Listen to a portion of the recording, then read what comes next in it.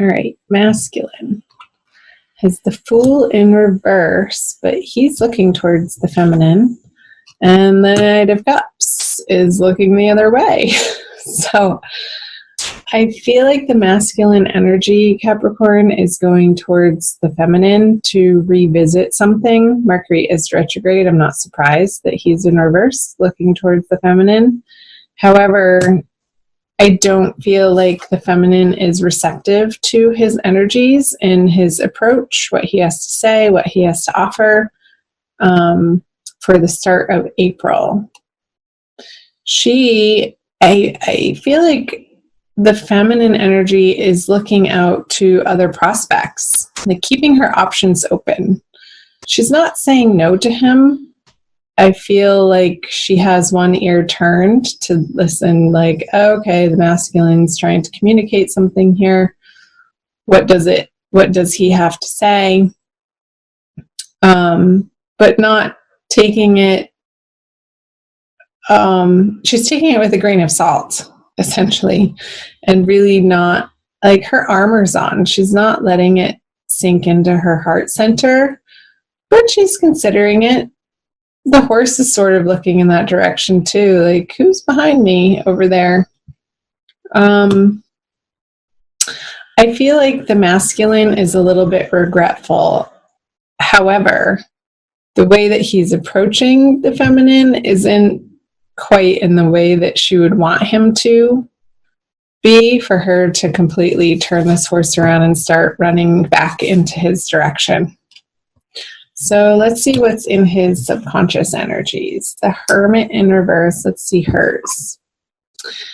The Ten of Pentacles. So yeah, this is what the feminine wants to create and have and manifest and be living in, this full, abundant, glorious, sharing, family, fun atmosphere. And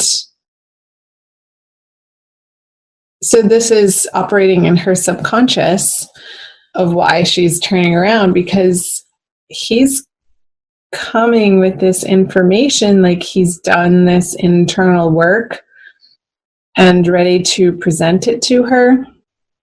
I want to make sure you can see that. And it's like the time for that isn't quite over, masculine. The Hermit card in reverse in your subconscious is like, yes, you've made progress. Yes, you've done some inner work. But with it in reverse, it's almost like not quite in the ways that have stuck, like in your everyday habits and patterns. Let's see what's going on in the conscious mind. Interesting. Virgo masculine just got that in his subconscious. So you might want to cross-watch the Virgo reading, Capricorn. This is the Matriarch card. Here's my deck from the Smith-Waite Centennial Edition tarot deck that I'm using. And it's an additional artwork piece that is the Matriarch card. So I'm getting that the masculine wants to be taken care of by the feminine. And let's see what she has in her conscious. Yeah, she's not having it. There's still some disagreements, and you guys are not seeing eye to eye in your communications. It's like he's coming at her from this old paradigm of wanting the feminine to fulfill this role for him. And she has such a bigger vision than that. That's beyond this motherly figure. This is part of it. This energy is definitely part of what she wants to create with her masculine, but it's not the end all be all. And I feel like that's what he's coming back around to the feminine for, is some nurturing and some mothering that maybe he didn't get in his formative years. So there's a little bit of an unhealthy reliance looking towards the feminine to fulfill that for him. Let's see I'm going to move on. What he's bringing is the Eight of Pentacles. Yeah, it's like, it's not been his joy to work on this for him with the Eight of Pentacles in reverse. With it upright, this guy is having a good old time. Like, there's music playing in the background. He can work at his own pace. The sun is shining. It's not raining on him. The wind isn't blowing. It's a calm, steady, labored effect. But with it in reverse, what he's bringing to the feminine is, it's like this resistance to doing his inner work is what's blocking him from getting through this card. Like, his old ideas still need to be transformed at a very basic transcendental level. Let's see the energies of, she's wanting it to be different with the masculine. I feel like she is starting to claim and own her sensuality and being in her body and wanting to share that sexual energy with the masculine. Let's flip over this. But again, it's like these miscommunications with the Eight of Wands in reverse that results in this as an experience for the feminine just in April, not forever. It's like she's not able to get her point across to the masculine. It's like they're speaking two different languages. He wants this mothering energy to help him feel nurtured and supported and safe.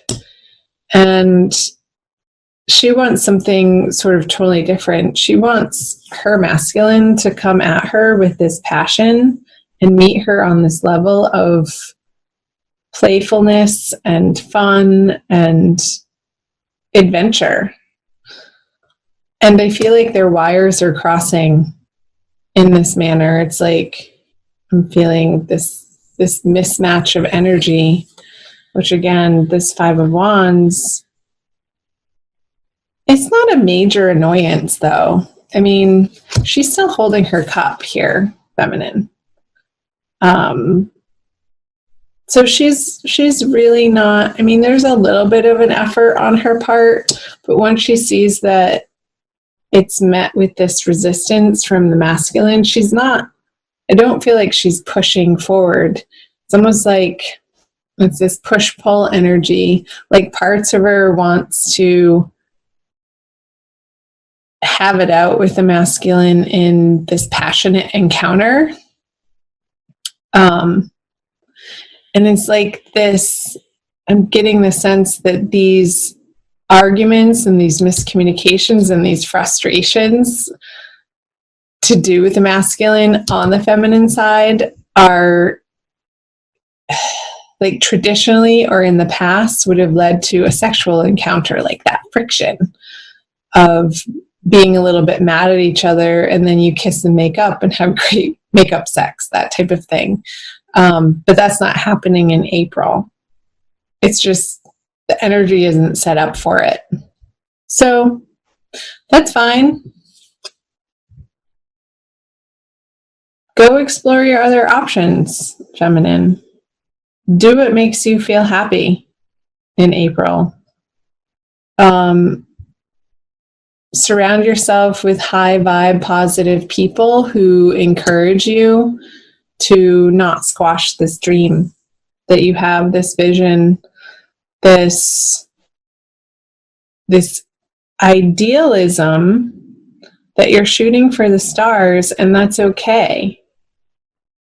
Like, hope in your heart, in the present. I was reading about hope actually this morning, and I was wondering if it was an emotion or not.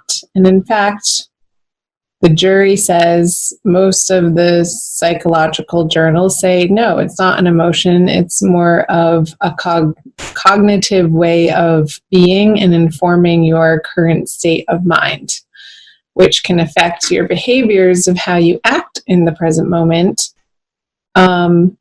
So keep hope for this vision for yourself, this abundance, this comfort, this overflowing prosperity that you will one day create with your masculine.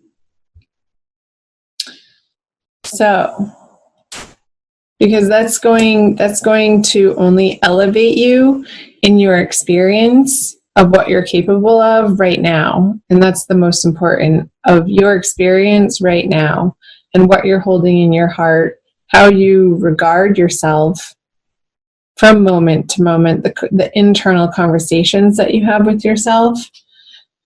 And just let the masculine over here cycle back through to, and I feel he is going to, towards the end of the month, go on this inward journey again. All in due time. You can't force him to. Period. Let's pull an additional card for you. Oh, I don't know. I think this one.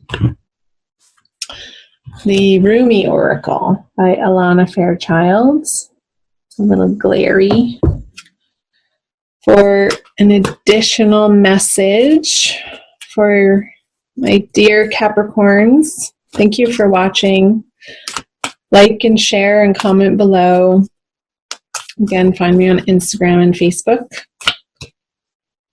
Follow me over there. Join the Ananda tribe. Ooh la la. From nothing to everything. Number 16.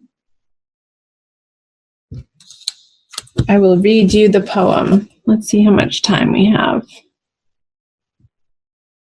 But we're good. Okay. Oh, my friend, if you're longing to be written on, become a blank page. Rumi. Have you been shedding your skins, your layers, your certainties? Gone are fixed identities and definite opinions. Keep casting those shackles aside, even if you fear you're releasing too much, and then perhaps you shall cease to exist. You shall only cease to exist as you have known yourself to be thus far. Another emanation of you awaits, blazing angel, something more beautiful and true. Yet here you are at the pruning stage, like a gardener for the soul. Shall the garden spring back to life, or will the enthusiastic denuding process be rather too much and unintentionally kill off the garden altogether? Fear not. Your soul is made of hardy stuff. It can handle a lot of culling and will shine even brighter for it. There is a greater story to be impressed upon your essence than the one you are currently dreaming up. Though you are brilliant, no doubt about it, my angel of love, there is one who is even more so.